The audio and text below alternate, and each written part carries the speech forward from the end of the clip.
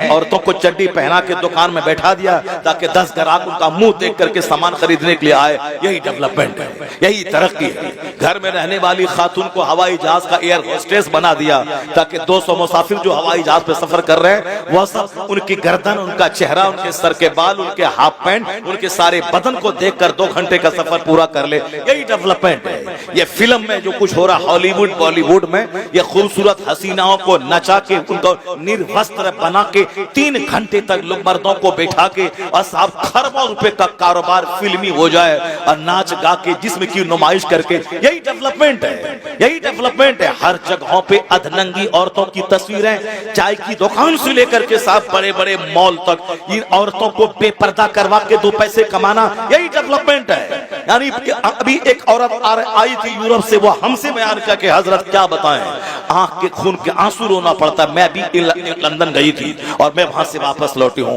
वो बयान किया, मुझसे बयान किया कि हुजूर सिर्फ एक धागा की तरह, जैसे कोई एक कपड़ा लपेटी हुई है, धागा की तरह एक कपड़ा है, बाकी सारा जिस्म नंगा। यानी को बुरा भी नहीं समझने वाला।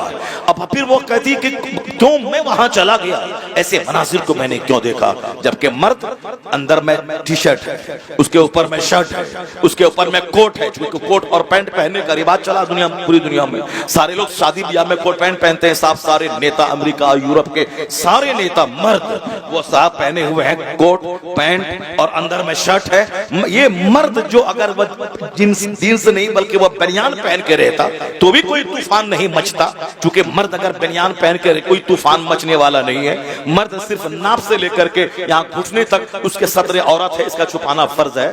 घुटने से नीचे खुला हुआ रहे, कोई हलचल नहीं मचने वाला है। नाप से ऊपर भी मर्द का बदन खुला रहे, न औरतों में कोई हलचल मचने वाली है, न मर्द में कोई हलचल मचने वाला है। मगर औरतों की पिंडली, औरतों की गर्दन, औरतों का चेहरा, औरतों की पेशानी, उनकी आंखें, उनकी नाक, सारा जिस्म ऐसा है कि जिसको देखने के बाद मर्दों के दिल में हलचल मचता है। इसीलिए पर्दे का कानून है और उसके एक कशिश मर्दों में रख दी गई है। और यह कशिश ही का नतीजा है कि एक भूतनी औरत को आदमी रानी बना के कबूल कर लेता है। उसी कशिश का नतीजा है कि एक औरत जो रहने वाली वो गुजरात की, अब वो अपने शौहर के साथ उत्तर प्रदेश के देहात में रह रही है, माँ बाप भाई बहन सारे संसार छोड़ करके इनके साथ रहती है। वही एक कशिश है, एक अट्रैक्शन है दोनों में। और उसका अगर गलत इस्तेमाल हुआ तो ज़िनाकारी का दरवाजा खोलेगा, और उसी का सही इस्तेमाल हुआ निकाह के जरिए फिर घर और समाज की आबादी का एक जबरदस्त जरिया बन जाता है। ये कशिश कुदरती तौर पर कशिश है। भूख लगेगी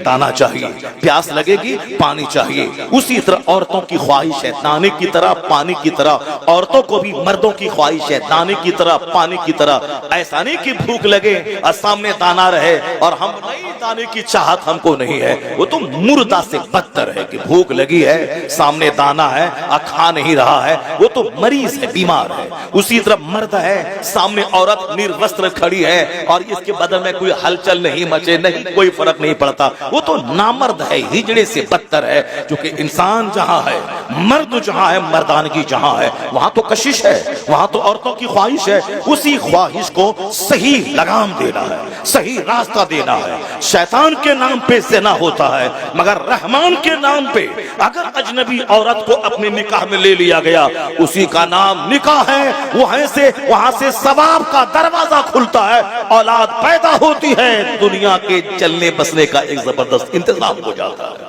इसी हरामकारी को रोकने के लिए निकाह का तरीका है। मगर लोग आज निकाह को बोझ समझ चुके हैं।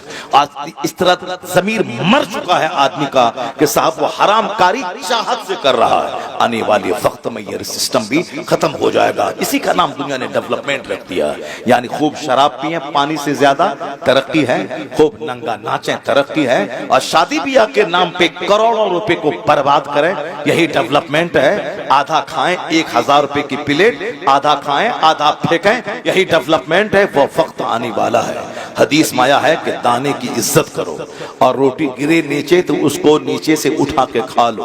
दाने की इज्जत करो, वरना मुस्तफा फरमाते हैं, नाइबे परवरदिगार कहते हैं कि जिस कौम से दाना रूठ जाता है, रोटी रूठ जाती है, दोबारा नहीं आती है। यानी अगर रोटी रूठ गई वो चाहे 50 दरगाहों पे जाके चूतड़ रगड़ के आ जाए, पेशानी रगड़ के आ जाए, नहीं होगी। जब अल्लाह नाराज होता है तो चाहे वो 1 लाख दरगाहों पे जाके पेशान सर पटक के रह जाए, नहीं मुराद पूरी होगी, नहीं उसकी तकदीर का दरवाजा खुलेगा और नहीं खुशहाली आएगी। मैंने बेशुमार लोगों को देखा, शुरू में अजमेर गए, मुराद पूरी हुई, उसके बाद मगरूर हो गए, मालूम है क्या हो, उसके बाद यही हुआ। फिर बाद में जब सजा मिली, ऐसी सजा मिली, 50 बार अजमेर जाता है आता है, कुछ भी नहीं होने वाला है। सब कुछ करने वाला अल्लाह है, अल्लाह ही देने वाला है, अल्लाह ही रोकने वाला है, अल्लाह ही जिल्लत देने वाला है, अल्लाह ही इज्जत देने वाला है, अल्लाह ही हुकूमत देने वाला है, अल्लाह ही हुकूमत छीनने वाला है। ये जो हिंदुस्तान का मुसलमान रोता है कि ये आ गए, वो आ गए, ऐसा हो गया, कुछ नहीं हुआ है। ये हमारे जुर्म की सजा है कि एक जालिम हाकिम मुझ पर मुसल्लत है। मगर जिस दिन मुसलमानों की मस्जिदें आबाद हो गई, मुसलमानों का घर सजदे से आबाद हो गया, जिस दिन मेरा सारा काम अपने पैगंबर के फरमान के मुताबिक होने लगा, यही तो है कि तू मुस्तफा का गुलाम बन जा, अल्लाह तुझे दुनिया का इमाम बना देगा। वअदल्लाहुल्लज़ीना आमनू वअमिलुस सालिहात, ये अल्लाह का वादा है कि अल्लाह हैज प्रॉमिस, अल्लाह ने वादा किया है, अगर तुम ईमान लाए, अच्छा काम किए, जन्नत तो वहां मिलेगी, इस दुनिया में हुकूमत तुझको दे दी जाएगी। वअदल्लाहुल्लज़ीना आमनू वअमिलुस सालिहात लयस्तखलिफन्नहुम फिल अर्द, अल्लाह तुम्हें इस जमीन में बादशाहत अता करेगा। और अल्लाह ने अपना वादा सच्चा करके दिखलाया है। अरब का बकरी चराने वाला, अरब के ऊंट चराने वाले, अरब के खाना बदोश, वह गरीब जो अरब में कोई फसल पैदा नहीं होती थी, मगर मुस्तफा जान रहमत में जब से उन लोगों ने ईमान लाया, जब से कुरान पाक की तिलावत और कुरान पाक के निजाम को दुनिया में नाफिज करने का जुनून दिमाग पे चढ़ा के अपना अरब छोड़ के अपने वतन से बेवतन हो गए, तालीम में कुरान आम करने के लिए रूम चले गए, ईरान चले आए, हिंदुस्तान चले आए। अल्लाह ने ईरान भी दिया, अल्लाह ने रूम भी दिया, अल्लाह ने बेशुमार ममालिक दुनिया में दिए। और आज 1500 साल में आधी दुनिया से ज्यादा हिस्सों पर मुसलमानों को सल्तनत अल्लाह ने दी। आज भी 63 से ज्यादा ममालिक, मोर देन 60 कंट्रीज, 60 ममालिक से ज्यादा ममालिक पे मुसलमानों का कब्जा है, जहां कलमा पढ़ने वाला हुकूमत कर रहा है। आज पूरी दुनिया में मुसलमानों के कम 200 से ज्यादा ममालिक में मौजूद है। जो अरब से सूरज निकला था, जो अरब के खाना बदोश और बद्दू, वो इस्लाम की खिदमत करने के लिए अपने वतन से बेवतन हो गए। मोहम्मद इब्ने कासिम अरब छोड़ के हिंदुस्तान आ गए, खालिद इब्ने वलीद सैफुल्लाह बन के इस्लाम का काम करने लगे, साद इब्ने वकास अरब छोड़ के रोम की तरफ चले गए। इतने औलिया सालिहीन बुजुर्गान दीन की मेहनतों ने वो रंग, मेहनतें वो रंग लाई, अल्लाह की खास अता हुई कि पूरी दुनिया पे हुकूमत कायम हो गई, मस्जिदें बनने लगी, मदरसे बनने लगे, खानकाहों की तामीर होने लगी, लाइब्रेरी दुनिया में बनने लगी।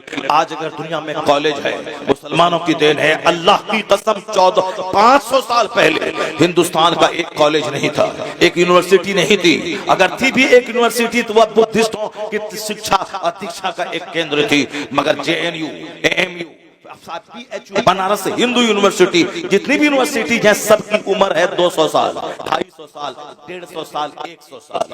इस्लाम 1400 साल पहले जब इस्लाम का सूरज चमका दुनिया में, अरब से वह नूर निकला, तो मालूम है उस वक्त में एक यूनिवर्सिटी दुनिया में नहीं थी, एक कॉलेज दुनिया में नहीं था। लेकिन आज हजारों यूनिवर्सिटीज, लाखों स्कूल, हजारों कॉलेजेस दुनिया में मौजूद है। इसलिए मौजूद हैं कि पैगंबर आजम ने सबसे पहले इल्म हासिल करने का नारा दिया था कि उतलबुल इल्म वलौ कान उतलबुल इल्म मिनल महद इलल्लाह, obtain knowledge from the cradle to the grave, obtain knowledge either you find it in China, acquire knowledge is compulsory for every Muslim man and women, knowledge is power, knowledge is life, knowledge is best company।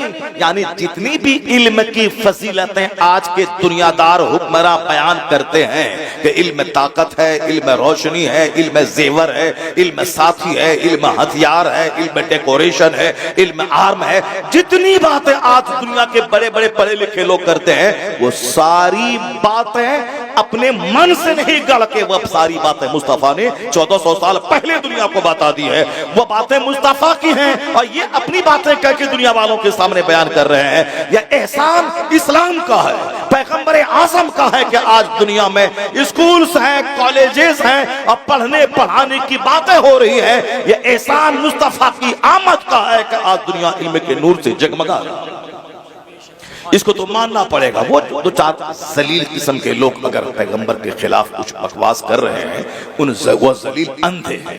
वो जलील नहीं, उसे मालूम है कि सामने क्या है। वो आंख बंद करके सूरज का इनकार, वो आंख बंद करके वो कहते हैं कि रात नहीं है, वो आंख बंद करके कहते हैं कि दिन नहीं है। तो अगर कोई किसी पागल कमीने चोटे के कह देने से अगर कि आज सूरज नहीं है तो ऐसा नहीं हो जाएगा कि सूरज नहीं है। अगर कोई खसीस और कोई रजील बोल दे कि जलसे का फायदा नहीं है, उस कमीने के बोलने से इसका नहीं माना जाएगा कि जलसे का फायदा नहीं है। वो रजील, वो खबीस, वो मरदूद क्या जाने। ये एक दरसगाह है जलसा, जहां से हजारों लोगों को दीनी मसाज मिलता है। तुम अगर नहीं नमाजी बने, लाखों लोग वो हैं जो खिताबत सुन सुन के नमाजी बने हैं। अगर तुम दीनदार नहीं बने तो जाओ तुम जहन्नम की आग में जलो। मगर बेशुमार लोग हैं जो उलमा की सोहबतों में दीनी गुफ्तगू सुनकर जन्नती बन गए हैं, इस्लामी सोच के हामिल बन गए हैं। मेरे जैसे कमजोर किस्म के आदमी के पास तो बेशुमार फोन आते हैं कि आपकी तकरीर सुनने के बाद मैं नमाजी बन गया हूं, मैं कज़ा नमाज कज़ाए उम्री के तौर पर अदा कर रहा हूं, मैं साहब अब गाने बजाना छोड़ दिया हूं, मैं तकरीर बगैर सुने सोता नहीं हूं। जब मेरे जैसे कमजोर आदमी के बयानात का यह असर है, जो बड़े बड़े लोग हैं, जो मुत्तकी परहेजगार लोग हैं, जो तहज्जुद गुजार लोग हैं, जो बड़ी बड़ी खानकाहों के बड़े बड़े सच्चादा नशी हैं, जिनके हजारों और लाखों मुरीदीन का जाल दुनिया में नेटवर्क फैला हुआ है, उनसे कैसा फायदा होगा। तो किसी के चिल्लाने बुल्लाने से या किसी के बकवास कर देने से इस्लामी बेनिफिट्स को नकारा नहीं जा सकता है। और ये जादू सबके सर चढ़ बोलता है। आज दुनिया में जितने इंस्टीट्यूशंस हैं एजुकेशनल, वो सब इस्लाम की मरहून मिन्नत है, इस्लाम का गिफ्ट है, इस्लाम का दिया हुआ है। चूंकि जो कुछ तुम आज बोल रहा है ये वही नारा है जो मुस्तफा ने 1500 साल पहले दुनिया वालों को अता फरमाया। और आका अलैहिस्सलाम ने दुनिया को तहजीब दी है, दुनिया को तमद्दुन दिया है, दुनिया को जीने का एक नया रास्ता दिखलाया है। इसलिए अमेरिका का एक बहुत बड़ा पढ़ा लिखा आदमी इस सच्चाई को बोले बगैर नहीं रह सका। वो कहता है he was the only man in history who was supremely successful on both religious and secular levels। ये कोई हिंदुस्तान का कमजोर पढ़ा लिखा आदमी नहीं है। वो साहब ये दो चार आदमी जो नबी के खिलाफ बोलते हैं, इन जैसे 1 करोड़ को पढ़ा लिखा के इंसान बनाने वाला ये अमेरिका का इतना बड़ा लायर, एडवोकेट, साइंटिस्ट, इतना बड़ा पढ़ा लिखा आदमी वो ये बोल रहा है। ये गली कूचे का गिरा हुआ आदमी कुछ बोलता है, हे मुसलमान, कभी उसकी बात पे कान मत धरना, कभी उसकी बात पे थाने का घेराव मत करना, कभी उसकी बात सुनने के बाद उसको हीरो मत बना देना। ये घंटी बजा के 2 रुपया कमाने वाला ये हीरो बनने के शौक में हमारे पैगंबर के खिलाफ बोलता है और हम उसको हीरो बना देते हैं, हम सड़कों पे आ जाते हैं। बेशुमार लोग हैं जो नमाज के खिलाफ बोल रहे हैं, इस्लाम के खिलाफ बोल रहे हैं, कुरान के खिलाफ बोल रहे हैं। कितना सबकी गर्दन में चादर डाल के तुम मारना शुरू करेगा और सबके सबसे तुम लाई मोल लेगा। सारी बातों का जवाब दुनिया में नहीं है और सबसे लाई मोल नहीं ले सकता। हाँ, अदीब बोलेगा मेरा अदीब जवाब देगा, उनका कोई शायर बोलेगा मेरा शायर जवाब देगा, उनका कोई वैज्ञानिक बोलेगा मेरा वैज्ञानिक उसका जवाब देगा। वो आखिरी टाइम है जब सर से पानी ऊपर हो जाएगा और सिवाय कोई रास्ता नहीं रह जाएगा जिहाद करने के। वो तो आखिरी टाइम है। उस वक्त भी हर आदमी को अपने मन के मुताबिक जिहाद करने का आदेश नहीं है। जुल्म मिटाने के लिए, शिर्क मिटाने के लिए और अपने ईमान को बचाने के लिए वो आखिरी मरहले में जब उसके अलावा कोई चारा न रह जाए तो फिर हमारा जो इमाम है, हमारा जो आलिम है, हमारा जो इस्लामी बादशाह है, हमारा जो रहबर है, उनके आदेश पे वो सब काम होता है।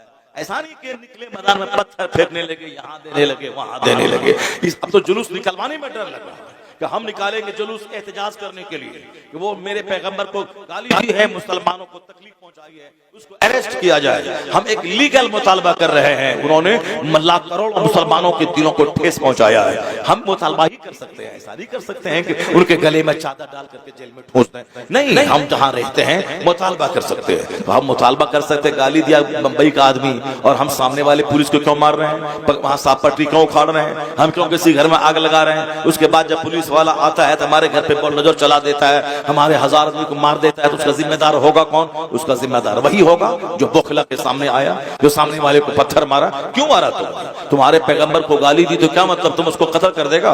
तुम जिस मुल्क में रहता है उस मुल्क के कानून के हिसाब से तुमको सिर्फ प्रोटेस्ट करना है, उसकी मुखालफत करनी है, पुरअमन जुलूस निकालना है, उसकी गिरफ्तारी का मुतालबा करना है, हुकूमत वक्त से कहना है ये जुल्म है, ये जुल्म सहा नहीं जाएगा। हमारा कोई आलिम राम के खिलाफ बोला, हमारा कोई आलिम सीता के खिलाफ बोला, हमारा कोई मौलवी आपके आपके आपके धर्म के बानी की प्राइवेट लाइफ को खंगाला, उनकी शादी के बारे में बोला?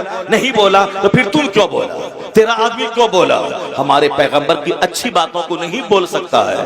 उन्होंने जो दुनिया को दिया है, जो गिफ्ट, जो इंपैक्ट दुनिया पे छोड़ा है, जो ब्लेसिंग्स दिया है, अगर तुम्हारा सीना उतना चौड़ा नहीं है कि उन सारी अच्छाइयों को सुन के पढ़ के तुम लोगों के सामने बयान कर सको, तो कम से कम चुप तो रहो, उनकी प्राइवेट लाइफ में दखल अंदाजी तो मत करो। हमारे पैगंबर ने 11 शादी की। क्या तुमको मालूम है कि अरब ममालिक में शादी का क्या महत्व है, शादी के क्या असरात होते हैं? 25 साल की जवानी में 40 साल अधेड़ औरत से निकाह कर रहे हैं। अब 50 प्लस जाने के बाद अगर 12 साल की खातून से निकाह कर रहे हैं तो समझना तो होगा। जहां के 16 साल की 1000 खूबसूरत तरीन औरतों से मुस्तफा निकाह कर सकते थे, और अरब का कल्चर था उस टाइम में 1400 साल पहले 100 शादी करना, 150 शादी करना, 300 शादी करना अरब का माहौल था। अगर हुजूर से ज्यादा खूबसूरत कोई नहीं था दुनिया में तो सारे लोग चाहते थे कि मेरी बेटी इनके निकाह में जाए, मगर हुजूर ने उस जमाने में 25 साल की जवानी में 40 साल अधेड़ औरत जो 2 शौहर से बेवा हो चुकी थी, उनको जब आपने शादी किया उनसे, इसका मतलब है कि आपकी शादी का मतलब ख्वाहिश को पूरा करना सिर्फ नहीं है, शादी का मतलब है बेवाओं को सम्मान देना, बेवाओं को एक नई जिंदगी देना, बेवाओं को आत्मसम्मान देना, बेवाओं को इज्जत नफ्स देना, बेवाओं को खुशियां मनाने का मौका अता करना। अब अगर क़यामत तक किसी बेवा की शादी होगी तो एहसान मोहम्मद अरबी का माना जाएगा कि हुजूर ने कहा अब बेवा से शादी करके बता दिया, उस उम्र में जिस उम्र में आपके हुस्न की कसम, हुस्न की बहार, हुस्न की खैरात चांद लेता था, सूरज लेता था। हम लोगों ने मुस्तफा को नहीं देखा है, लेकिन जिसने मुस्तफा को देखा है उनका स्टेटमेंट आज तक किताब में मौजूद है। हजरत अबू हुरैरा कहते हैं सरकार का कांधा ऐसा था जैसे किसी चांदी को ढाल दिया गया हो। हजरत अनस कहते हैं मुस्तफा का चेहरा ऐसा था कान्ना शम्सा तजरी फी वजहिही, गोया हुजूर के चेहरे में सूरज तैर रहा हो। ये जिन लोगों ने देखा उनका स्टेटमेंट है, उसमें कोई नमक मिर्च लगाया नहीं गया, हू बहू जो उसका स्टेटमेंट है वो है। हजरत जाबिर इब्ने समूरा कहते हैं कि राय तो हम चांद को देखते थे, 14वीं रात का चांद, यानी जिस दिन वो 14वीं रात का चांद, 14th नाइट, 14वीं रात का चांद, मून ऑफ 14th नाइट, जो एक ही दिन चांद जवान होता है। बाकी जिस दिन उगा हुजूर के कहने की मानी, फिर थोड़ा बड़ा थोड़ा बड़ा थोड़ा बड़ा, 14वीं रात को फुल जवान होता है। फिर 15वीं रात से घटना शुरू है, डाउनफॉल 1 इंच 2 इंच, घटते घटते फिर सूखी हुई टहनी की मानिंद बारूक हो गया। कहते हैं जाबिर इब्ने समूरा, 14वीं रात का चांद चमक रहा था, हुजूर मेरे सामने थे, सरकार के जिस्म अक़दस पे एक चादर थी जिसमें सुर्ख रंग की धारी थी। मैं कभी हुजूर को देखता था और कभी चांद को देखता था, तो फैसला किया दिल ने कि मुस्तफा का चेहरा चांद से ज्यादा खूबसूरत है। वह वजहुहु अहसनु मिनल कमर, उनका चेहरा चांद से ज्यादा खूबसूरत है। अरब के लोग तमन्ना करते थे कि काश मोहम्मद अरबी से मेरी बेटी का अक़्द हो जाए, मेरी नस्लें फख्र करेंगी, मगर उस खूबसूरती का नमूना शख्स जैसा हुसैन जमील न पैदा हुआ न क़यामत तक पैदा होगा। हुजूर ने 40 साल अधेड़ औरत से पहली शादी 25 साल की उम्र में किया। इसका मतलब है उस शादी में हिकमत है बेवाओं को सम्मान देना, बेवाओं को इज्जत देना।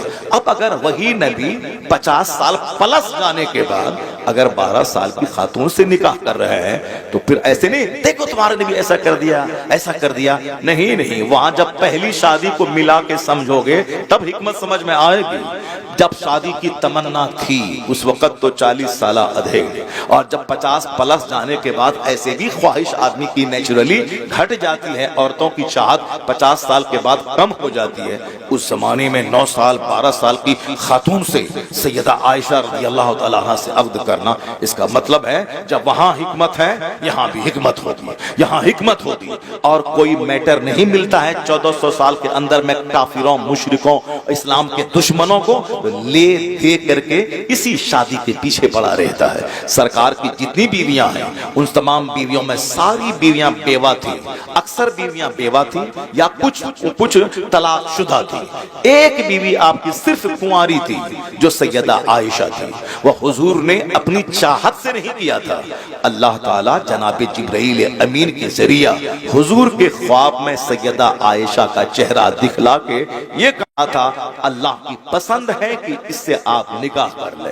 तो सैयदा आयशा की शादी हुजूर ने चाहत से नहीं की थी। ये 9 साल 10 साल की है और हमारी सारी बीवियां तलाकशुदा हैं और बेवा हैं, एक लड़की एक खातून चाहिए मुझको जो कुंवारी मिल जाए। नहीं नहीं, वो अल्लाह की पसंद थी, कायनात के खालिक की पसंद है। और जिसने मुस्तफा को नबी रसूल और सारे रसूलों का सरदार बनाया उस खुदा की पसंद है ये, इसलिए पसंद है। हिकमत वहां यही थी, जिस तरह सारी शादी हिकमतों से भरी है।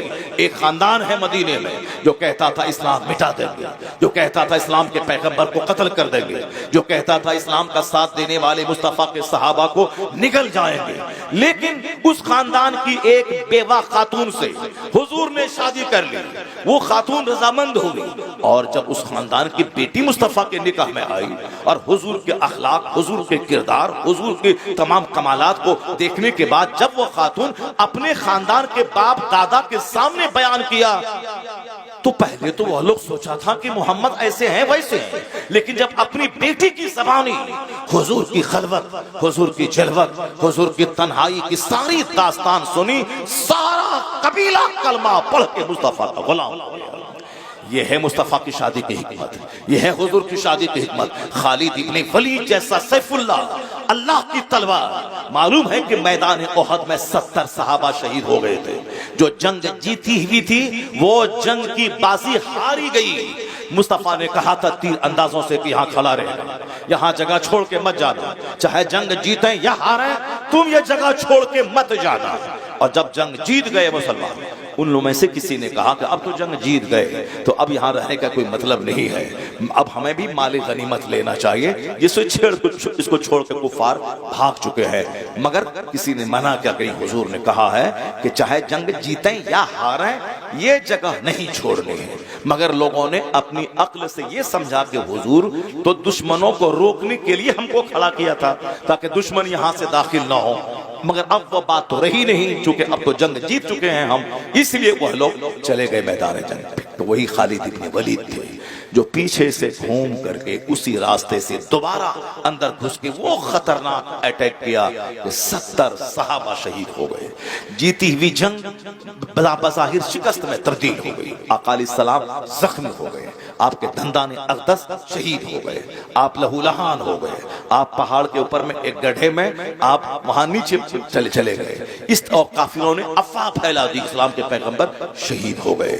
वही खालिद इब्ने वलीद जो इतना बड़ा रोल अदा किया था मैदान ओहद में, जब सरकार अलैहिस्सलाम उनकी फूफी हजरत उम्मे मैमूना से जब आपने शादी किया मक्कतुल मुकर्रमा में, तो फिर फूफी जब मुस्तफा के निकाह में चली गई तो और अपनी फूफी की ज़बानी जब सरकार की दास्तान सुनते हैं तो इतना बड़ा कारनामा अंजाम देने वाला काफिरों की तरफ से इतना बड़ा बहादुर वो मुस्तफा के पास आके कलमा पढ़ के मुशर्रफ सैफुल्लाह, अल्लाह की तलवार। ये है मुस्तफा की शादी की बरकत। और आज भी किसी खानदान की दुश्मनी को खत्म करने के लिए शादी एक बहुत बड़ा जरिया है। शादी करने के बाद दुश्मनी दोस्ती में तब्दील हो जाती। हुजूर की सारी शादियां इसी हिकमतों से भरी हुई है। सैयदा आयशा वो तो उनके बाप तो मुस्तफा के गुलाम थे, मुस्तफा के दोस्त थे। सफर में, हजर में, मक्का में, मदीना में, बदर में, ओहद में हमेशा बिल्कुल साए की तरह रहे अब उन्होंने अपनी बेटी को सरकार के निकाह में दिया और उस पर वह नाज करते रहे कि मेरी बेटी को मुस्तफा ने कबूल कर लिया है।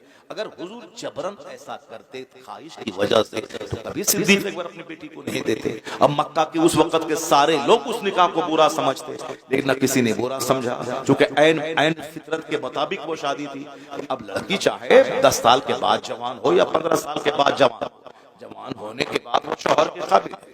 और वहाँ अरब का कल्चर है कि वहाँ चूंकि वहाँ की जमीन गर्म, आबो हवा गर्म, वहाँ आज भी लोग 4 शादी करते हैं, आज भी एक आदमी के 50-50 बच्चे होते हैं। वहाँ मायूब नहीं माना जाता, चूंकि वहाँ की तहजीब का हिस्सा।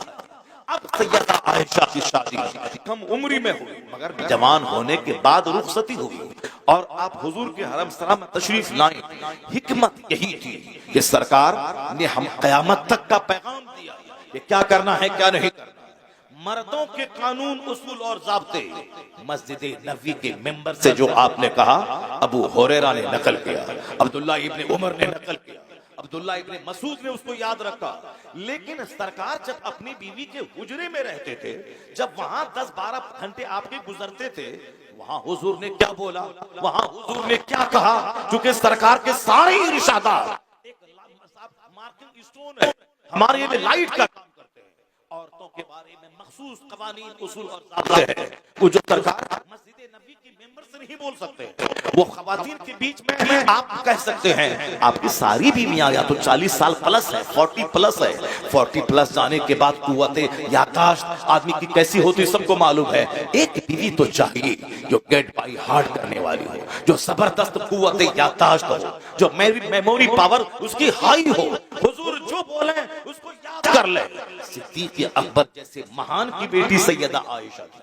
कम उम्री में अरब के तमाम मशहूर शोरा के अशार अरबी के सारे उनको याद थे। अरबी मुहावरात में दस्तरस हासिल थी, कुव्वते यादाश्त गज़ब की थी। जब सरकार के निकाह में आई, हुजूर की एक एक बातों को उन्होंने गेट बाई हार्ट किया, हदीसों को याद किया, सरकार के फरमान को सीने में जगह दिया। और जब हुजूर पर्दा फरमाए, पर्दे में रहकर आप सहाबे कराम को एक फकीहा, मुहद्दिसा, आलिमा, मुफस्सिरा बनकर जो पैगाम सुनाना शुरू किया, लोगों ने यही कहा, शरीयत हमारी अधूरी रह जाती अगर मेरी माँ आयशा मुस्तफा की निकाह में नहीं आती। आज मर्दों के कानून वाज़े है, औरतों के कानून वाज़े है। आज अगर शरीयत मुकम्मल है तो एहसान उम्मुल मोमिनीन आयशा सिद्दीक़ा रज़ियल्लाहु ताला तकबीर, नाराए रिसालत, हिकमत है, ये हिकमत है। आका अलैहिस्सलाम की शादी की सारी बातें मुस्तफा की हिकमतों से भरी हुई है,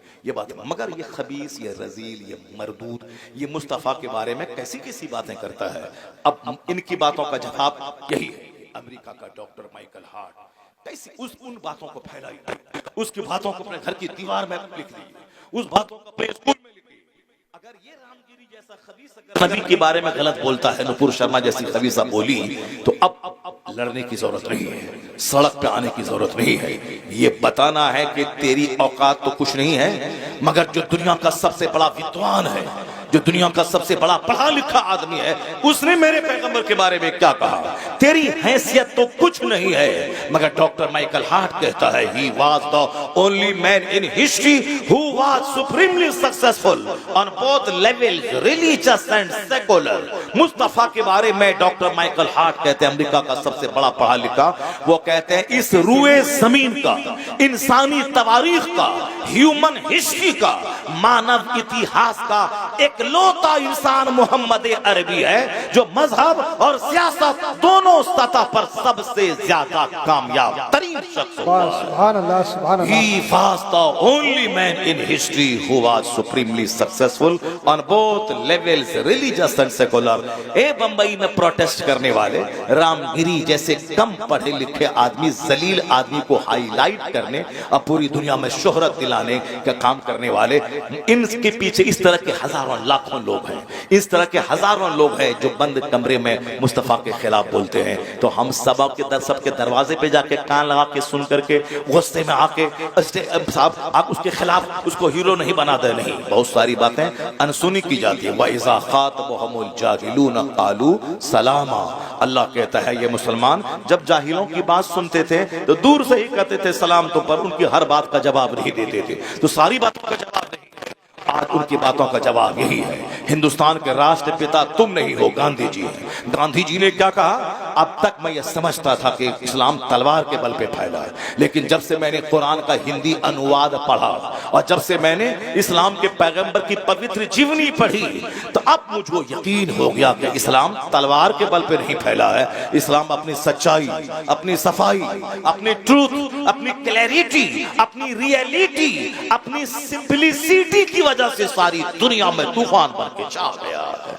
इस्लाम अपनी सच्चाई की, अपनी सफाई की और पैगंबर आज़म की सादगी, उनके अखलाक की बुलंदी की वजह से सारी दुनिया में इस्लाम बादल बन के छा गया है। ये बातें बताने की जरूरत है। इसी हिंदुस्तान का एक हिंदू डॉक्टर रामकृष्ण राव है, वो गैर मुस्लिम प्रोफेसर है। वो ये घंटी बजाने वाला मंदिर का घंटी बजाने वाला नहीं, ये डासना के मंदिर में जो अति नरसिंहानंद है, जो अपने जोकरों के बीच में हीरो बनने के लिए हमारे पैगंबर के खिलाफ अनाप शनाप बकता है, आज तो उस आदमी का जीना हराम हो जाना चाहिए, उसको जेल में डाल देना चाहिए। ऐसी खतरनाक बातें उन्होंने कह दी हैं जो बात 1400 साल में शायद किसी ने नहीं कही है, मगर उस खबीस मरदूद ने वो खतरनाक बात कह दी। मगर हमारी गवर्नमेंट 40 करोड़ मुसलमानों के जज्बात को नहीं समझ पा रही है, उसे जेल दे देना चाहिए, वरना हम तो गर्दन में तलवार नहीं चला सकते, हम तो चादर नहीं डाल सकते। बस हमारा दिल जख्मी है, मगर हम इतना कह सकते हैं कि ये घंटा बजाने वाला और दूसरों के दान दक्षिणा पे अपनी जिंदगी गुजारने वाला, ये क्या जाने मुस्तफा कौन है? रामकृष्ण राव हिंदू है, मैसूर यूनिवर्सिटी का प्रोफेसर है। उसने मेरे पैगंबर की शान में एक किताब लिख दी, Muhammad the prophet of Islam. उस किताब का एक चैप्टर में हजारों बार मुसलमानों के सामने बयान किया हूं, सिर्फ इसी शौक में बयान किया हूं कि दो चार लुच्चा लफंगा अगर मुस्तफा के बारे में खिलाफ बोलता है उसके पर कान धरने की जरूरत नहीं है। ये जबरदस्त हिंदू स्कॉलर प्रोफेसर, उसने मेरे पैगंबर के बारे में क्या कहा है, इसको पढ़ लें, घर की दीवार में लिख लें, स्कूल में लिख लें, अपने गैर मुस्लिम लोगों को बताने की जरूरत है कि वो भी तो हिंदू है, इतना बड़ा दानिश्वर पढ़ा लिखा। वो क्या कहता है? वो कहता है the personality of Muhammad, it is most difficult to get into the whole truth of it, only a glimpse of it I can catch, what a dramatic succession of this picturesque scenes, this is Muhammad the prophet, Muhammad the warrior, Muhammad the statesman, Muhammad the orator, Muhammad the saint, Muhammad the just, Muhammad the refuge of orphans, protector of slaves, emancipator of women, all these magnificent roles in these departments of human activities, he is alike a hero। Ramakrishna Rao कहता है जब मैं मुस्तफा के कमालात को पढ़ता हूँ, एक chapter खत्म नहीं होने पाता, उनके कमालात का दूसरा चैप्टर सामने आ जाता है। मैं इसी तरह पढ़ता जाता हूँ, उनकी क्वालिटीज का चैप्टर आता जाता है। वो कहते ये मुस्तफा है, ये मुअल्लिम है मुस्तफा, मुजाहिद है मुस्तफा, जाहिद है मुस्तफा, औरतों की आबरू के मुहाफिज है मुस्तफा, गुलामी की जंजीर से आजादी दिलाने वाले हैं मुस्तफा। वो कहते हैं इंसानी जीवन के हर क्षेत्र में जो हमारा नेतृत्व मुस्तफा ने किया है उसको देखकर कहा जा सकता है इस धरती का लाजवाब अबतरी इंसान है मोहम्मद मुस्तफा। नारे तकबीर, नारे तकबीर, नारे रिसालत, इस तरह से मसलके आला हज़रत मुफ्ती बेशुमार बात है। इस तरह से जो हम आपके सामने हम गाहे बयान करते रहते हैं और आज 20-25 साल से हम इस तरह की बातें बयान कर रहे हैं, लोगों को बता रहे हैं। यूरोप का एक दानिश्वर बोला है, greatness of purpose, smallness of means and astounding result, if there are 3 criteria of human genius who could dare to compare in modern with Muhammad in modern history. उन्होंने क्या कहा? वो यूरोप का एक बड़ा पढ़ा लिखा आदमी वो कहता है कि एक आदमी को बड़ा होने के लिए जिन जिन क्वालिटीज की जरूरत है, जो क्राइटेरिया है किसी आदमी की को जांचने का, ये महानता को जांचने का जो क्राइटेरिया है, वो सारे क्राइटेरिया को ले आओ और जांचो और देखो कौन है जो मोहम्मद अरबी से बड़ा हो सके। वो कहते हैं all standard by which human greatness may be measured, is anyone greater than he? All standard, सारा पैमाना, सारा मेयार, सारी कसौटी ले आओ जिस कसौटी पर एक महान आदमी को जांचा जाता है, उस कसौटी पे जांच पूरी इंसानी तारीख में मुस्तफा का जवाब नहीं मिलेगा, कोई जवाब नहीं मिलेगा। All standards by which human greatness में बी मेजर्ड। ये बातें मैंने आप तक इसलिए पहुंचा दी क्योंकि अभी हिंदुस्तान का माहौल यही है, सारे मुसलमान दुखी हैं। दो चार आदमी ने जो बातें की हैं उसकी वजह से हर जिसके पास का सीना जिंदा है, दिल जिंदा है, वो अंदर से टूटा हुआ है कि क्या करे, कैसे लोग हैं। मैंने आपको बता दिया, एक दो आदमी के रजीलों के बोलने से घबराने की कोई जरूरत नहीं है, बल्कि एक बेशुमार बड़ा चैप्टर है जो दुनिया का बड़ा पढ़ा लिखा आदमी हमारे पैगंबर की तारीफ में रद्दुल लिसान रहता है। अल्लाह तबारक व तआला ने कहा है वरफ़अना लका ज़िक्रक, ए हबीब हमने आपका जिक्र बुलंद कर दिया है। अब जब अल्लाह ने बुलंद कर दिया है तो कौन मुस्तफ़ा के जिक्र को घटा पाएगा। इसलिए अमेरिका में मुस्तफ़ा का नाम, यूरोप के ऐवानों में मुस्तफ़ा का नाम, अगर हजार मुखालफत के बावजूद हर आदमी की ज़बान पे मुस्तफ़ा का नाम वक्त गुजरता जा रहा है। आला हजरत की ज़बानी अगर हम कह दें, ये कह सकते हैं अर्श पे ताज़ा छेड़छाड़, फर्श पे तुरफा धूमधाम, कान जिधर लगाइए तेरी ही दास्तान है, कान जिधर लगाइए तेरी ही दास्तान है। क्या मौलाना साहब, हाँ हाजत से जा रहे हैं, चलिए ठीक है, मेरा भी टाइम पूरा हो गया, 1 घंटा से ज्यादा हो गया, मगर अब 2-3 बातें सरकार गौसे आज़म रज़ी अल्लाह तआला अन्हु के ताल्लुक से मैं आप तक पहुंचा देता हूँ, क्योंकि ये वक्त की ज़रूरत थी, हिंदुस्तान के हालात का तकाजा था। नौजवानों के बूझते हुए दिलों को मैंने एक चिंगारी दी है, रोशनी का सामान पैदा किया है। मैंने मुसलमानों की साहब उसके हौसला जो पस्त हो रहा था उसको मैंने जवान करने, उसको हौसला देने की मैंने कोशिश की है। NRC के टाइम में भी जब मुसलमान सारे के सारे परेशान थे, उस वक्त भी मैंने एक बयान दिया था और मैंने कहा था चाहे कुछ भी कर ले, नाचे गाएं कूदें, इस्लाम का नाम दबने वाला नहीं है। इस्लाम की वो क्वालिटी मौजूद है, चाहे कोई भी दुश्मनी करे, ये वो दरख्त है जितना भी काटोगे हरा होता चला जाएगा। उस वक़्त में आबादी कितनी थी और आज 40 करोड़ की आबादी हिंदुस्तान में कलमा पढ़ने वालों की है। ये बोखला की ये बोलता है कि वो दासना का वो घंटी बजाने वाला, वो बोखला के बोलता है कि सारे हिंदू ढेर बच्चा पैदा करो, ढेर बच्चा पैदा करो। इस पागल है क्या ये?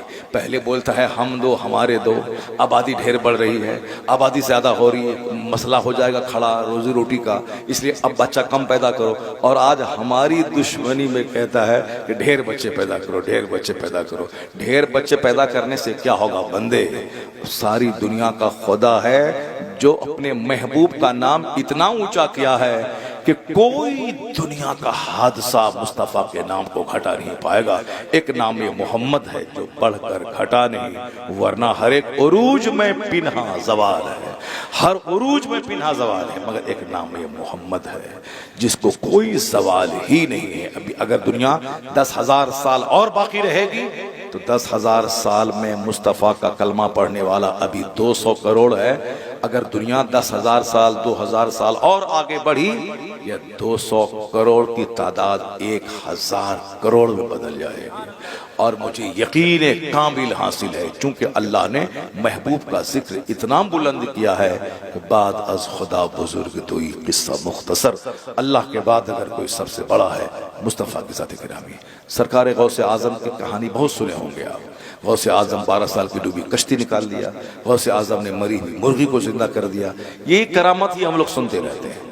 गौसे आज़म की ज़िंदगी से नूर मिलता है, गौसे आज़म की ज़िंदगी से हौसला मिलता है। गौसे आज़म की ज़िंदगी से हौसला कैसे मिलता है? हुजूर की ज़िंदगी की एक चैप्टर जो मैं बयान करना चाह रहा था, बातें इधर चली गई, तो अब एक चैप्टर में बयान करता हूँ। आज हमारे घर में कोई बच्चा मर जाता है, जरा गौर कीजिए, समाज का हाल देखिए, कहाँ हम हैं। सिर्फ नाम जबान से है, बाकी प्रैक्टिकल में सब फेल है। कोई क्रिकेटर को लेके बैठा है, कोई फिल्म के एक्टर को लेके बैठा है, कोई नेता को लेके बैठा है, कोई किसी को लेके बैठा है, यानी अपना रहनुमा के तौर पर कि किसके लिबास का जो रंग है उस रंग को हम पहने। लड़का लड़की के रंग को लेके चल रहा है, लड़की बाल कटा के लड़का बनना चाह रही है, लड़का बाल लंबा बढ़ा के रबड़ लगा के लड़की बनना चाह रहा है। सारा काम उल्टा पुल्टा दुनिया में हो रहा है। तो जो उल्टा पुल्टा करता हो ये हमारे लिए मॉडल बन पाएगा क्या? ये हमारे लिए मॉडल बन पाएगा? जो नाच के 2 रुपया कमाता है फिल्म में, वो हमारा मॉडल बन पाएगा क्या? हम उसके बाल रखने में नकल करें, कपड़ा पहनने में नकल करें? हमारा बच्चा अगर उनकी तरह बाल रख रहा है, अगर हाथ में धागा पहन रहा है, अगर वो पाँव में कड़ा पहन रहा है, तो ऐसा नहीं है कि ये हमारा बच्चा जान नहीं रहा उनको, वो तो नाच के 2 पैसा कमाता है। वो तुम्हारे लिए कैसे मॉडल बनेगा कि उनका हेयर स्टाइल तुम अपना लो, उनका लिबास का स्टाइल तुम अपना लो? नहीं नहीं, मोहम्मदी हो, मोहम्मदी बन जा। मुस्तफ़ा का लिबास, मुस्तफ़ा का पसंदीदा कलर, मुस्तफ़ा का हेयर स्टाइल। अकाली सलाम जो बाल रखते थे जुल्फ, वो जुल्फ का कोई जवाब नहीं है। सरकार का जुल्फ जब बढ़ जाता कांधे तक हो जाता, कान की लौ तक रहता, पूरे सर में बराबर बाल रखते थे। आज भी जिनके सर में बराबर बाल रहता है और वो बाल आधा कांधा तक रहे, इतना हसीन वो लगता है कि कोई जवाब उसका नहीं है। या ये जोकर की तरफ बाल चारों तरफ मूंड लिया, अब बीच में थोड़ा बाल बढ़ा लिया, या देखने में भी बड़ा अजीब सा लगता है। लोग रख लेते हैं अलग बात है, मगर देखने में अजीब लगता है, जोकर की तरह लगता है। लेकिन अगर पूरे सर में बराबर बाल है और जुल्फ है यहाँ तक, वो जुल्फ देखने में कितना खूबसूरत लगता है। चाहे कपड़े का 1000 कलर दुनिया में हो जाए, लेकिन व्हाइट का कोई जवाब नहीं है दुनिया में। न व्हाइट कलर का पेंट का जवाब है, न व्हाइट कलर के कार की जवाब है।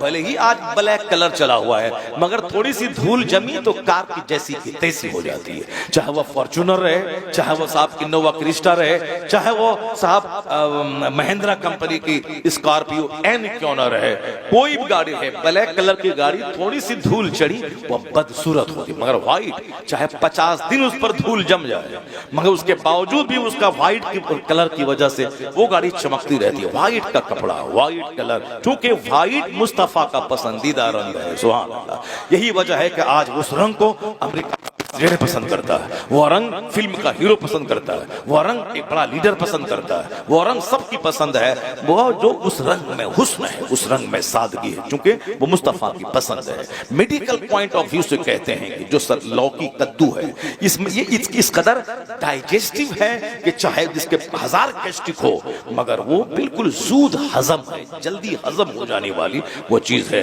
क्यों? वो गोश्त में डालें तो गोश्त लाजवाब, कद्दू को जिस मछली में डालें, गोश्त में डालें, साग में डालें, आलू में डालें, दाल में डालें, जिसमें डालें जवाब नहीं उसका, सब कुछ लाजवाब है। क्यों? इसलिए कि वो लाजवाब मुस्तफा की पसंद है, वो लाजवाब मुस्तफा की पसंद है वो। अब मेरे पास वक्त रहता तो मैं बताता दुनिया का सबसे पहला खरबपति, उसने मुस्तफा की हदीस के ताल्लुक से क्या कहा। चूंकि उसमें जाऊंगा तो 1 घंटा उसके लिए चाहिए अलग से, तो फिर दूसरे मौके से मैं बताऊंगा। आज इतना जान लें, आज अगर हमारे घर में एक मैयत 70 साल के बुढ़े की हो जाती है, तो आपके उत्तर प्रदेश में क्या हाल है ये हमको मालूम नहीं है, पर हमारे बिहार में जो डैमेज हाल है मुसलमानों का वो ये है, अगर एक मैयत घर में हो जाती है तो लोग क्या कहते हैं, अरे कोई कुछ कर दिया है, कोई कुछ कर दिया है, अब घर की बंदिश करवाओ, घर की बंदिश करवाओ। अब क्या होता है, आमिल तलाश करो। आमिल बोलता है तुम्हारे घर में कोई कर दिया है, इस बार बाप मरा है, अगले बार माँ मरेगी, उसके बाद बेटा मरेगा, पूरे घर को साफ करने वाला खतरनाक जादू चला दिया है, इसलिए धीरे धीरे पूरा तुम्हारा घर समाप्त हो जाएगा। अरे बाबा अब साहस मसले का हल कर दो, 50,000 रुपए लगेंगे। अब औरत बेचारी बोलती है कि घर भेज के मगर दीजिए वरना सब मर जाएगा, तो क्या करेंगे आप? औरतों की भीड़ मजार पे, औरतों की भीड़ मंदिर में, औरतों की भीड़ आमिल के पास, औरतों की भीड़ साहब मजार पे। इस औरतें कमजोर होती है, इसे मर्दों की भीड़ नहीं होती है आमिल के पास। बता दीजिए हमको, जो भी दुआ ताबीज करने वाला है, मर्द रहता है 10, औरत रहती है 90। मंदिरों में मर्द रहता है 10, 90% औरत रहती है, क्योंकि औरतों को माल चाहिए, बेटा चाहिए, बेटी चाहिए, शौहर की लंबी उम्र चाहिए, दुकान चाहिए, मकान चाहिए, सब चाहिए, इसलिए दौड़ के वो पंडित जी के पास, दौड़ के बंद हुआ। अब हिंदू औरतें अक्सर मुसलमानों के पास आती है। हमारा एक मस्जिद का एक इमाम साहब है, वो बेचारा उसकी आमदनी ही हिंदू औरतों से दुआ ताबीज करना है। वह 1-2 मुसलमान औरतें आती होंगी, बाकी 95% सब हिंदू औरतें आती हैं। वो हिंदू औरतें बोलते, अब जब वो झाड़ के पास जा सकती है, यहाँ तो मौलाना के पास आ रही है दुआ ताबीज लेने के लिए, उनकी भीड़ है दरख्त के पास धागा तागा ये वो, उसके यहाँ हर तरह के वो सारा पूजा उसके यहाँ क्या है, दुनिया के लिए। ये लक्ष्मी पूजा, दौलत की पूजा, विद्या की पूजा, करवा चौथ ये शौहर की पूजा, औलाद की पूजा, यानी उसको सिर्फ शौहर चाहिए, बेटा चाहिए, बेटी चाहिए, माल चाहिए, दौलत चाहिए, उसको लंबी उम्र चाहिए, इसीलिए सारा पूजा अलग अलग नाम का है। मुसलमानों का कुछ नहीं, नमाज रोजा हज ज़कात सबका एक मतलब है, मुझको जन्नत चाहिए, सुभान अल्लाह, मुझको आखिरत चाहिए। यही वजह है कि हमारा आदमी नमाज पढ़ता है तो पढ़ता रहता है, रोज हज फर्ज है तो फर्ज अदा कर रहा है।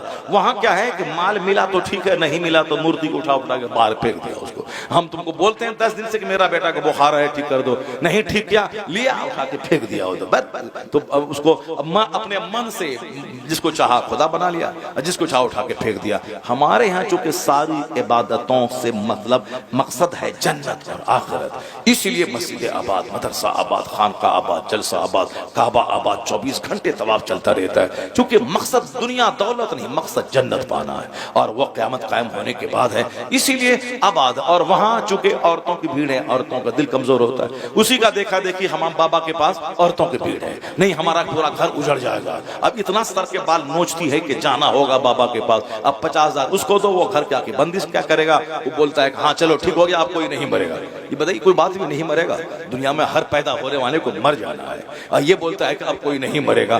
किस कदर झूठ का पैसा कमाता है, सुनिए गौर से। ये सारी बातें शैतानी वसवसा है, हर चीज की बातें तकदीर में दर्ज है। आया है हदीस में कि दुनिया पैदा होने से 50,000 साल पहले मखलूक की तकदीर को अल्लाह ने लिख दिया है। कौन कहाँ मरेगा, कौन कितनी रोजी पाएगा, हम लोगों को सिर्फ तदबीर करनी है। जो अल्लाह ने कहा है जमीन में फैल जाओ, मेहनत मुशक्कत करो, पढ़ो लिखो, तो हमको पढ़ना लिखना है, मेहनत करना है, खेत में दाना डाल देना है। बाकी एक दाने के बाद कितना दाना निकलेगा ये अल्लाह का काम है, हमारा काम है दाना डाल देना। फिर वो दाना सड़ जाता है, फिर वहां से एक पौधा निकलता है, उसमें 70 बालियां निकलती हैं, एक एक में 10-10 दाने होते हैं। हम दाना एक डाले, अल्लाह 700 दे दिया। ये अल्लाह कहता है कि तुम घर से निकलो, दाना डालो, बाकी 700 हम तुमको देंगे। अगर घर में बैठा रहेगा तो नहीं, दाना देंगे हम, मगर तुमको घर से निकलना होगा, दुकान में बैठना होगा, मेहनत करनी होगी। तो हम मेहनत करने वाले, तदबीर करने वाले, बाकी कितना मिलेगा ये अल्लाह को मालूम है, और वह सब अल्लाह ने लिख दिया है। कौन कहाँ मरेगा, कितनी उम्र में मरेगा, माँ के पेट में मरेगा कि पैदा होते वक्त मरेगा, कि माँ की गोद में मरेगा, कि जवान होके स्कूल जाते हुए मरेगा, कि बारात में जाते हुए मरेगा। अभी कल की बात है, एक बारात जा रही थी और बिल्कुल तेज रफ्तार झारखंड में स्कॉर्पियो, अब वो जंगल से जल्दी से पहुंच जाए, बारात लोग पहले देर से निकलते हैं और जल्दी पहुंचना चाहते हैं, उसी में स्पीड दिया, अनकंट्रोल होकर गाड़ी टकरा गई दरख्त से, 4 लोग स्पॉट डेथ कर गए, 4 लोग मर गए। अब उसी टाइम कहीं लड़का मर जाता है, कहीं लड़की मर जाती है, कहीं बारात वापस होने में मर जाती है। तो कभी, इसलिए मैं कहता हूँ, कभी बच्चा माँ के पेट में मर जाता है, कभी पैदा होते हुए मर जाता है, कभी गोद में दूध पीते मर जाता है, कभी स्कूल जाते हुए मर जाता है, कभी शादी के दिन मर जाता है, कभी शादी के बाद आके मर जाता है। अब कोई 90 साल का है, मौत के इंतजार में है, मौत ही नहीं आ रही है। मौत का जब वक्त आएगा तब ना मौत आएगी। तो मौत के बारे में ये कहना कि कोई कर दिया होगा, कोई जादू कर दिया होगा, ये अल्लाह पर से यकीन कमजोर हो रहा है। अब हुजूर की जिंदगी में देखें सरकार, और ऐसा नहीं कि कोई अल्लाह का वली है तो हम दूसरों को फूंक दिए तो बच्चा पैदा हो गया, बेटा हो गया, तो हम, हमारे घर में सब बेटी है तो अब हम क्या करें, हम हमारे घर में ऐसा है। तो अब तो आदमी बोलेगा नहीं साहब उसका तो ऐसा है, उसका ऐसा कैसे होगा। ये सारा मॉडल नबियों में है। एक नबी है जिसके पास सिर्फ बेटा है, दूसरे नबी है लूत अलैहिस्सलाम जिसके पास सिर्फ बेटी है। नबी से बड़ा कोई पसंदीदा मखलूक नहीं अल्लाह के नजदीक। नबी जो होता है वो सबसे ज्यादा मोहतरम अल्लाह के नजदीक नबी होते हैं, और नबी मुस्तजाब दावत होते हैं, जो दुआ करे सब दुआ कबूल होती है। मगर चूंकि नबी लोगों के लिए मॉडल होते हैं, तो एक नबी है जिसके पास सिर्फ बेटा, इब्राहिम अलैहिस्सलाम, उनके पास सिर्फ बेटा, इस्माइल अलैहिस्सलाम, इसहाक अलैहिस्सलाम सिर्फ बेटा है, लूत अलैहिस्सलाम सिर्फ बेटी है, आपके पास बेटा नहीं है। जनाब ईसा अलैहिस्सलाम के पास कोई औलाद नहीं, आपने शादी ही नहीं की। और हमारे पैगंबर के पास 4 बेटियां और 3 बेटे आपको हुए, 4 बेटियां, बेटा बेटी दोनों मेरे मुस्तफा को हैं। और उस पहले पैगंबर किसी के पास सिर्फ बेटी, किसी के पास सिर्फ बेटा, और किसी पैगंबर के पास कोई औलाद नहीं। इसी को कुरान में कहा गया वो अल्लाह है जिसे चाहता है मर्द औरत दोनों देता है, जिसे चाहता है सिर्फ लड़का देता है, जिसे चाहता है सिर्फ लड़की देता है, जिसे चाहता है कुछ नहीं देता है, बांझ कर देता है। तो सब कुछ करने वाला अल्लाह है।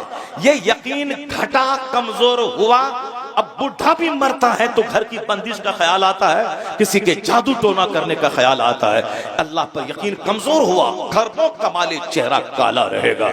अब देख मुस्तफा से बड़ा कौन है? मुस्तफा का अपना बेटा हुजूर की गोद में इंतकाल कर गया। सरकार दो जहां की आंख आंसू बहा रही है, मगर हुजूर ने क्या कहा? ए इब्राहिम, आपके बेटे का इब्राहिम था, जबकि हुजूर बहुत प्यार करते थे उससे, घंटों गोद में लेके रखते थे, उसे प्यार करते, पेशानी चूमते, और जो औरत दूध पिलाती थी उनके घर में जाते थे, उनका घर में लोहे का कारोबार होता था। सरकार नफीस तबीयत के मालिक थे, मगर उसी धुएं में बहुत देर तक बैठकर अपने बेटे से प्यार करते थे और फिर वहां से अब आ जाते थे। इतनी मोहब्बत थी, मगर इंतकाल हो गए। इंतकाल के बाद हुजूर ने नहीं कहा फूंक मारा ताकि जिंदा हो जाए दोबारा, नहीं नहीं, बल्कि मुस्तफा क्या कहते? ए इब्राहिम, मैं तेरी जुदाई से मगमूम हूं, मैं मगमूम हूं, मैं गम है और आंख आंसू बहा रही है। वह तब की आईनी, मेरी आंख आंसू बहा रही है, मैं तेरी जुदाई से मगमूम हूं, मगर मैं ऐसा कुछ नहीं कहूंगा जिससे मेरा खुदा नाराज हो जाए। मेरा दिल अल्लाह के फैसले पर मुतमईन है। आंख आंसू बहा रही है, आंख आंसू बहाए, कोई गुनाह नहीं है, और मेरा दिल मगमूम है, मगर जबान से ऐसा कुछ नहीं कहूंगा जिससे मेरा खुदा नाराज हो जाए। अल्लाह का जो फैसला है मैं उस पर राजी हूं। जब मुस्तफ़ा जाने रहमत, जो मुर्दों को जिंदा करने वाले, उनका अपना बेटा जब इंतकाल कर गया, और तो फिर हमारा बेटा अगर मर जाए, हमारे बाप अगर मर जाए, तो फिर 10 दरवाजे पे जाके दुआ तावीज़ करवाना, रोना पीटना, सर के बाल निचोड़ नोचना, गरीबान फाड़ना, फिर 10 दिन के बाद इत्मीनान होकर के लगा जैसे कोई माँ ही नहीं मरी, कोई बेटा ही नहीं मरा। ये सबर नहीं है, काफिरों को भी सबर हो जाता है 10 दिन के बाद। इन्नमा सब्र इंद सदमतिल ऊला, सब्र है जब मुसीबत का पहला झटका आता है। The true patience only when the calamities first strike, यानी जब मुसीबतें, कैलेमिटी, सफरिंग्स, डिफिकल्टीज जब हमला करती है, तो ट्रू पेशेंस, सच्चा सब्र है कि उसके पहले झटके के वक्त में सब्र किया जाए। वरना रोने पीटने के बाद तो सबको सब्र हो जाता है, बाद में पहले अल्लाह को गाली बक दिया, ऐसा नहीं करना चाहिए, और फिर बाद में कान पकड़ के तौबा करके सबर हो जाता है। तो ये नहीं है कि मुसीबत देख के कुफ्र भाग जाए। मुस्तफ़ा से जितनी मोहब्बत पुख्ता होगी तो हुजूर की जिंदगी से नूर हासिल होगा। कि जब नबी का अपना बेटा इंतकाल किया और हुजूर फैसले पे मुतमईन रहे, कुछ नहीं कहा, तो हमारे घर में भी कोई मैयत होती हो तो हमें तकदीर पर राजी रहना चाहिए। और ये मुस्तफ़ा से नूर सबसे ज्यादा हासिल किया कौन? सरकार गौसे आजम रज़ी अल्लाह ताला। हम लोगों ने तो गौसे पाक की कहानी को मालिदा, तोशा, लंगर, ये सब कहानी बना दिया। गौसे पाक की कहानी को लंगर, तोशा, मालिदा, फातिहा, ये सब कहानी बना दी। फातिहा चीज है, मगर वो लंगर, तोशा, लोबान, अगरबत्ती कितने बड़े हैं हमारे रहबर और रहनुमा, जिसने दीन को जिंदगी दे दी, जिन्होंने अपनी ख्वाहिशात को मार दिया। 40 साल तक इशा की वजू से फजर की नमाज अदा की। वो हमारे गौसे आजम, आलिम, फाजिल, मुफ्ती, कारी सब बने। 25 साल दरियाओं में दरख्त के पत्तों को खाकर आपने अल्लाह की इबादत की। ये सारी बातें छोड़ करके वो कश्ती डूबी, ये वो लेके बैठे, करामत लेके बैठे। उनका कैरेक्टर, उनकी इस्तिकामत, उनका नूर निकली। अब जरा इसी ताल्लुक से सुनिए, गौसे आजम तकरीर कर रहे हैं। 70,000 का मजमा होता था, 400 मौलाना तकरीर नोट करने के लिए महफिल में होते थे। 400 मौलाना दवात कलम लेके तकरीर को नोट करने वाले रहते थे। 70,000 का मजमा होता था, कई डेड बॉडी मजलिस से निकलती थी। गौसे आजम तकरीर कर रहे हैं, एक शख्स आके बोला, हुजूर आपके बेटे का इंतकाल हो गया है। आपने कहा इन्ना लिल्लाहि व इन्ना इलैहि राजिऊन। तकरीर चालू है। ये बताइए हमारे जैसा आदमी कर पाएगा? ऐसा कोई कर पाएगा? नहीं नहीं। जहां मरने की खबर मिलेगी तो आदमी तो खुद ही मर जाता है, जो आदमी बहुत कमजोर किस्म का आदमी, बेटे की मौत की खबर सुनने के बाद। गौसे आजम तकरीर चालू है। तो फिर थोड़ी देर के बाद किसी ने आके बोला, हुजूर जनाजा तैयार है। आप मेंबर से नीचे उतरे, नमाज पढ़ा दी। किसी दिन कहा, हुजूर बच्चे के मरने के बाद तो माँ बाप का सीना गम से चूर हो जाता है, और आप पर कोई असर मौत का आपके बेटे का नहीं हुआ। गौसे आजम ने 4 शादी की थी, 49 औलाद, 49 औलाद। हम लोग एक बीवी में मार था, तलाक, तकरार, साहब छोड़ा छोड़ी, पंचायती सब एक बीवी में, और यहाँ 4 शादी की, कोई लड़ाई नहीं। 2 बेटे में कॉप्टी, ऑपरेशन, एबॉर्शन, दवाई, इंजेक्शन, ताकि हमल ना ठहरे। जब हमल ठहरने का इतना डर है तो ये भी तो कर ले कि हम 5 महीने तक बीवी के पास नहीं जाएंगे। इस पर कंट्रोल नहीं।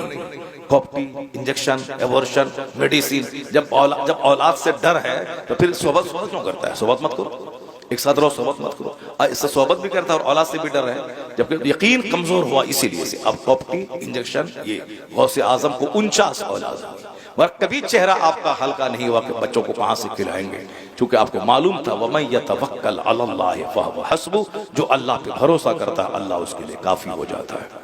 अल्लाह पर यकीन कमजोर हुआ, करोड़ों कमाने के बाद भिखारी। अल्लाह पर मजबूत यकीन था, एक धूर जमीन नहीं है, फिर भी चेहरा बादशाहों जैसा खिला रहता था, और अल्लाह रोजी सबको देता था। मालिक तो अल्लाह ही है, बंदा क्या करेगा? कुछ नहीं कर। बंदा तो एक नापाक कतरे से पैदा हुआ है, कमजोरी का पुतला है, ये क्या कर सकता है? जरा गौर से सुनिएगा।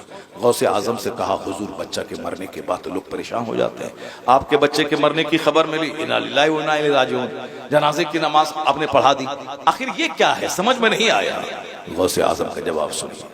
गौसे आजम के इस जवाब से हमारे लिए नूर है, हमारे लिए रोशनी है। बुजुर्गान दीन इसीलिए होते हैं ताकि उनकी जिंदगी बयान करके हम अपनी जिंदगी को चमकाएं, मुसीबतों में ढारस बंधाने के लिए उनसे रोशनी हासिल करें। इसीलिए मुस्तफा ने कहा था, मैं कब्रों की ज़ियारत से तुझको रोका था, अब कहता हूं जाओ कब्र की ज़ियारत करो। क्यों? इसलिए कि ताकि आखिरत की याद आएगी, दुनिया की चाहत घटेगी। कुन्तु नहीतुकुम अन ज़ियारतिल क़ुबूर, मैंने तुमको उस खबरों की ज़ियारत से रोका था, मगर अब कहता हूं फज़ूरुहा, ज़ियारत करो। क्यों? फ़इन्नहा तुज़हिदु फ़िद दुनिया व तुज़क्किरुल आखिरा, इसलिए कि कब्रों की ज़ियारत से आखिरत याद आएगी, दुनिया की चाहत घटेगी। और हमने क्या सलूक किया कब्र के साथ? मिन्नत का धागा, मिन्नत का ताला, मिन्नत का लोहमान, मिन्नत का ये। वहां जिसने दुनिया की चाहत घटाने के लिए हुजूर ने कहा था कि जाओ वहां, और दुनिया पाने के लिए मज़ारात भीड़ लगी, मस्जिदें वीरान हैं, मज़ार पे 5 करोड़ लोग हैं, वो सब के सब दुनियादार हैं, माल के लिए अजमेर गए हैं। वरना अगर जन्नत के तलबगार होते तो मस्जिद में 5 टाइम नमाज पढ़ते।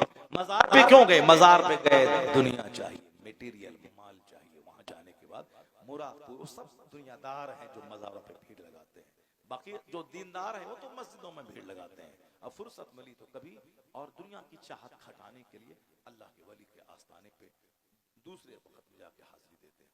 गौसे आजम ने क्या कहा? सुनिए गौर से, तकरीर खत्म। सरकार गौसे आजम ने कहा कि सुनो, हमारे घर में जब भी कोई बच्चा पैदा होता है, मैं ये समझ लेता हूं कि हर पैदा होने वाला मरने के लिए ही पैदा होता है। सुभान अल्लाह नहीं बोलेंगे आप लोग? आप लोग तो ऐसे खामोश सुन रहे हैं जैसे कोई 4 घंटा तकरीर करना पड़ेगी हमको। माशाअल्लाह, क्या बात है, जबरदस्त जबरदस्त जबरदस्त। मगर चूंकि मेरे पास टाइम है नहीं, इसलिए मैं अभी भी मैं लेट हो रहा हूँ। अभी मैं 5 मिनट भी ज्यादा लेट अगर मैंने किया, 1:06 हो गए, हमको पहुंचना जरूरी है वहाँ पे। फिर भी 1.5 घंटा तो बोल ही चुका हूँ, मगर 1.5 घंटा बोलने से यहाँ सुकून नहीं मिलता है। जब तक 2, 2.5, 3 घंटा ना हो तब तक तो मजा नहीं मिलता है। मगर आज चाहे सुकून मिले ना मिले, मुझको अभी फौरी छोड़ देना है। अब बस इसी आखिरी पॉइंट, बहुत बड़ा पॉइंट, जबरदस्त पॉइंट। दुआ तावीज करने वाला करोड़ों में खेल रहा है, बुखारी शरीफ पढ़ाने वाला बेचारा 10,000 में लटका हुआ है, जबकि करोड़ों में इनको खेलना चाहिए जो हदीस रसूल पढ़ा रहा है। मगर चूंकि यहाँ दुआ तावीज नहीं है, इसलिए अब वहाँ जाहिल जो तावीज लिखना भी नहीं जानता है, मुसाफिर पे चल रहा है, तो कौन बुखारी शरीफ पढ़ेगा? 8 घंटे दिमाग चलाएगा। चलो तावीज लिखने के लिए सीखो, ट्रेनिंग करो, और जगह पे जगह दुकान खोलो, और झूठ का कारोबार करो। जादू है, काला जादू है, कुछ नहीं है। जब तक झूठ नहीं बोलेगा पैसा नहीं मिलेगा, इसलिए झूठ बोलो, पैसा कमाओ, मरने के बाद जहन्नम जाओ और उसको बेवकूफ बनाओ। जरा गौर से सुनिए, गौसे आजम के पास क्या हुआ? बेटा मर गया, फिर जनाजा हाजिर है, गए नमाज पढ़ा दिया। पूछा मुरीद ने, हुजूर ये क्या है? हाँ, आज उनके मरने की खबर सुनने के बाद क्या मैं गमगीन हो जाऊं? जिस दिन मेरे घर में कोई बच्चा पैदा होता है, मैं ये समझ लेता हूं कि मरने के लिए ही पैदा हुआ है। मरने के लिए ही पैदा हुआ है। बात बिल्कुल 100% सही है। हर पैदा होने वाला मरने के लिए ही पैदा हुआ है। तो जिस दिन पैदा हुआ उसी दिन मैंने उसको मुर्दा समझ लिया है। तो आज मरने की खबर सुनने के बाद क्या मैं गमगीन हो जाऊं? ये है इस्लामी सोच। ये है अल्लाह से मोहब्बत औलाद से ज्यादा, अल्लाह से मोहब्बत सारी दुनिया से ज्यादा, हुजूर से मोहब्बत माँ बाप से ज्यादा, औलाद से ज्यादा। ये है प्रैक्टिकल। औलाद से ज्यादा मुस्तफा के पैगाम से मोहब्बत, हुजूर की तालीम से मोहब्बत, अपने दीन से मोहब्बत। ये क्या है? मतलब के लिए ढोंग रचा लिया, जुब्बा पगड़ी, मतलब के लिए ईद के दिन साहब लंबा कुर्ता पैजामा ईदगाह, बाकी सारा कारोबार फिल्मी, सारा कारोबार काफिरों जैसा। बर्थडे पार्टी, शादी बियाह, वलीमा, खतना, अकीका, घर बनाना, गाड़ी खरीदना, सब काफिरों जैसा। जन्नत आखिरत कभी याद नहीं करना है। लंगरे गौसिया है तो खाने के लिए भीड़ लगती है। गौस पाक की मोहब्बत में कौन जाता है? जो गौसे पाक की मोहब्बत करेगा वही 11वीं के दिन बिरयानी लेके नहीं बैठेगा। अगर लेके बैठा भी यही बोलेगा, मेरा गौस 40 सिक्के सोने के डकैतों को दे दिया मगर जबान पे झूठ नहीं लाया, इसलिए अब मैं भी कादरी, करोड़ों का पैसा अगर झूठ से मिल रहा हो मैं उस पे थूक दूंगा। सच का 1 टाका झूठ के करोड़ों रुपए से बेहतर समझ लूंगा। अगर ऐसा कहा तो सीधे गौसे पाक का फैज बगदाद से चलेगा, उसके सारे वजूद को घेर कर उसे माला माल बना देगा। यह है सच्ची मोहब्बत गौसे आज़म। मालिश, मालिदा, तोशा, कादरिया, घी, साहब आटा, शुद्ध घी, अखरोट, काजू, किशमिश, बिदाना, जब सारा सामान मटेरियल रहेगा तो टेस्टी तो होगा हलवा। अब ये कहता अरे क्या क्या बात है, तोशा जबरदस्त बना है। गौसे पाक से जो निस्बत है इसीलिए बना है, गौसे पाक से जो निस्बत है इसीलिए टेस्टी है। वहाँ शुद्ध घी है, काजू है, अखरोट है, पिस्ता है, बादाम है, टेस्टी तो होना ही है। टेस्टी ये हलवा खाने वाले मजनू हम लोग हैं। और गौसे आज़म 40 बरस तक इशा के वजू से फजर पढ़ते हैं। कोई नहीं है जो गौसे पाक का सच्चा दीवाना। पांचों नमाज, पांचों टाइम, हर टाइम के लिए अलग अलग वजू करके पढ़ें। कोई ज़रूरी नहीं कि हम ईशा के वजह से फजर पढ़ें। हम ईशा के वजह से ईशा पढ़ लें, फिर 5-6 घंटे 8 घंटे सो जाएं, फिर फजर के टाइम में फजर के वजह से फजर पढ़ लें। यही सबसे बड़ी कादरियत है, यही गौसे पाक से सबसे बड़ी मोहब्बत है। तो जो काम करना चाहिए वो काम तो है नहीं, खाली जाहिर को लेके बैठे हुए हैं। अल्लाह तबारक व तआला हमको आपको गौसे आज़म की ज़िंदगी से नूर हासिल करने की तौफीक अता फरमाए।